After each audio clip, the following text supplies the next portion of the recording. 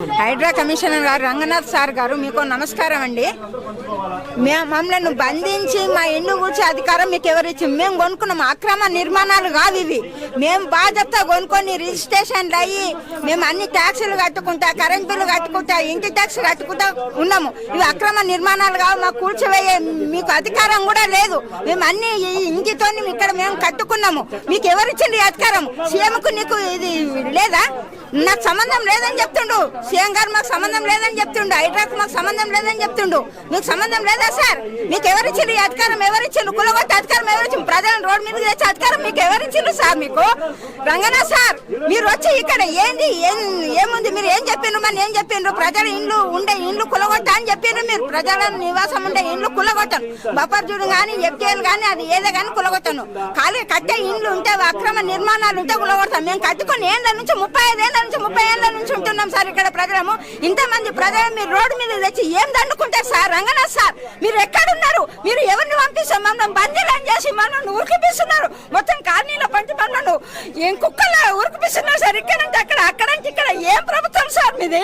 మీకు ఎవరిచ్చింది సార్ ఈ అధికారము? ఈ అధికారాన్ని ఇలాంటి దాన్ని మీరు ఆపండి సార్. రంగనాథ్ సార్ మాలాంటి వాళ్ళు మీకున్నారు. మీరు కూడా మాలాంటి మనుషులే సార్. మీకు ప్రభుత్వం అధికారం ఇవ్వచ్చు కానీ ఇలాంటి నయరూప రాక్షస అధికారం మీకు ఎవరు ఇవ్వలేదు సార్. మీరన్న మీ సీఎం గారికి చెప్పి ఇది న్యాయం కాదు, ప్రజలు నేర్పించడం న్యాయం కాదు.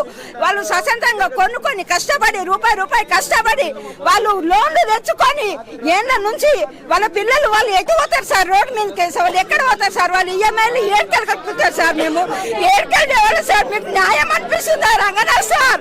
నేను చేసే ఈ వీడియో మీ దాకా అందాలి రంగనాథ్ సార్ గారు. మీరు చూసుకోండి. ఇక్కడ వచ్చి ఎవరు దొరికితే వాళ్ళు మనం బందీలను చేసి రెడ్ మార్క్ వేసుకోబోతున్నారు. రేపు ఎక్కడ సార్ మీరు గులగొచ్చేసి మేము ఎక్కడ ఉండాలి సార్? మేము 10 మంది ఉన్నాం ఇంట్లో. ఎక్కడ పడాలి సార్? మీరు చెప్పండి సార్. మీరు దీనికి స్పందించి మీరు దీనికి ఏదో ఒక నిర్ణయం చేయండి సార్. ఇదే నేను వేడుకునేది. తల్లి యొక్క ఆవేదన, తన యొక్క బాధ నుండి వస్తున్న మాటలు వింటే అందరికీ గుండె అలసిపోయింది. అసలు చాలా విధంగా ఉంది. ఎందుకంటే ఆ తల్లి నిజంగా ఎంత కష్టపడి కట్టుకున్న ఇల్లును ఈరోజు ఒక పక్షి గూళ్ళ లెక్క వేసుకుంటా వీళ్ళందరినీ ఇంత అలచలు చేసుకుంటా ఇంత బాధ పెట్టడం, ఇది ఎంతవరకు సుందరీకరణ అని చెప్పేసి ఏంది ఈ విధంగా? ఇక్కడ బాబాయ్ ఏడుస్తున్నాడు. ఎందుకు ఇంత ఏడిపించే దాఖలాలు మీరు ఎందుకు చేస్తూ ఉన్నారు? ప్రతి ఒక్కరు ఈ విధంగా చేయకుండా ఉండాలని కోరుకుంటా ఉన్నాము. ఏడవకండి. చూడండి, ఎవరికి ఓదార్పు ఇక్కడ ఎందుకు ఇంతగానం ఇక్కడ ఇంతమందిని మీరు ఏడిపించి ఏం సాధించుకుందామని? అంటే ఇక్కడ కాంగ్రెస్ వాళ్ళు ఇక్కడ ఎమ్మెల్యేలు గెలవలేదని మీకు ఇంతనా? లేకుంటే ఇక్కడ బీఆర్ఎస్ వాళ్ళు గెలిచిలని పంతమా? లేకుంటే నిజంగానే మీరు ఏం చేయదలుచుకున్నారు? నిజంగా ఒకసారి రండి, సీఎం గారు ఇక్కడికి రండి, ఒకసారి ఏవి రంగనాథ్ గారు ఒకసారి ఇక్కడికి రండి. వీళ్ళొక్కతో ఈ తల్లులతో ఒకసారి మాట్లాడండి, ఈ తండ్రులతో ఒకసారి మాట్లాడిన తర్వాత వీళ్ళ ఒక ఆవేదన ఎటువంటి ఉందో చూడండి. వీళ్ళ ఆవేదన చూస్తే మీకే కొంతైనా మరి మనసుగా అరుగుతుందేమో. ఎందుకంటే సొంత ఇల్లు కళ చాలా మందికి, మధ్యతరగతి ఉన్న వాళ్ళకి సొంత ఇల్లు బుక్కడి బువ్వ లేకున్నా కానీ ఆ ఇల్లుందన్న భరోసాతో బతికే వాళ్ళు చాలా మంది ఉండరు. ఆ ఇల్లున్న ధైర్యం ఉన్న వాళ్ళు చాలా మంది ఉండరు.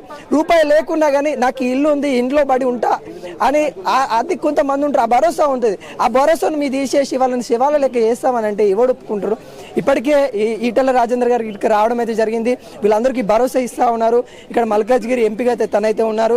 దీనిపైన సీఎం రేవంత్ రెడ్డి గారు కానీ ఏవి రంగనాథ్ గారిని ఇక్కడికి వచ్చి స్పందించాలని కూడా మన టీఆర్ టీవీ తరఫున అయితే కోరుకుంటా ఉన్నాము. కెమెరామెన్ వెంకట్తో మీ అనిల్.